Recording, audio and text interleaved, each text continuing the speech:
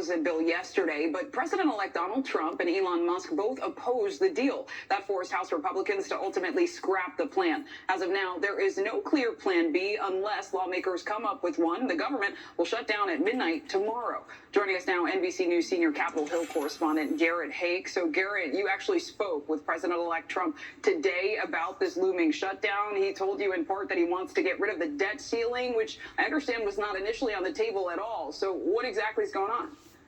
Yeah, look, I think there are two different sets of complaints about this bill from Republicans, from Elon Musk and some conservatives who believe it's too bloated and spends too much money, and for Donald Trump, who believes it doesn't lift or suspend the debt ceiling, which he's worried about coming up in the middle of his first year next year when he's trying to pass a host of other things that could give Democrats some leverage over him. The bottom line, he told me, he's okay with the shutdown now on Joe Biden's watch. He doesn't think it'll blow back on him politically, and he wants to see this get sorted out by this Congress before they go home for the year.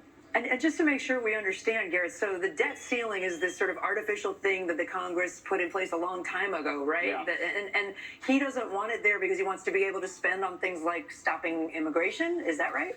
Not even that he wants to be able to spend on other things, but that the way the debt ceiling has been used by the minority party is kind of a opportunity to extract concessions from a majority party or from a president over the last couple of years. He ran into this when he was president. Republicans have used it aggressively against Democratic presidents. Donald Trump believes it's not really real. He is correct in saying it has done almost nothing to constrain spending or lower the debt in the entirety of its nearly 100-year history, and he'd rather get rid of it entirely. But again, there's no deadline for this. This isn't even going to be an issue for Congress until perhaps June or July of next year. Donald Trump wants it taken care of now, so he doesn't have to worry about it at all in his first year as president. So, Garrett, at issue, though, is tomorrow's deadline. Is it realistic that a new spending bill comes before then?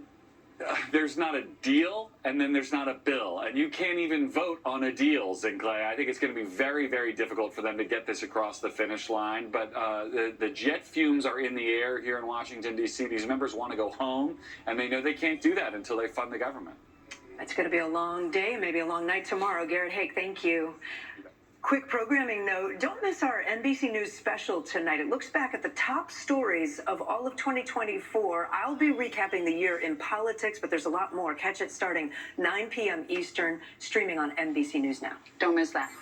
Now to a significant new twist today in the investigation into the shooting at a small Christian school in Madison, Wisconsin. The FBI has detained a California man who they say was communicating with the teenage suspect in Wisconsin before she allegedly carried out the attack.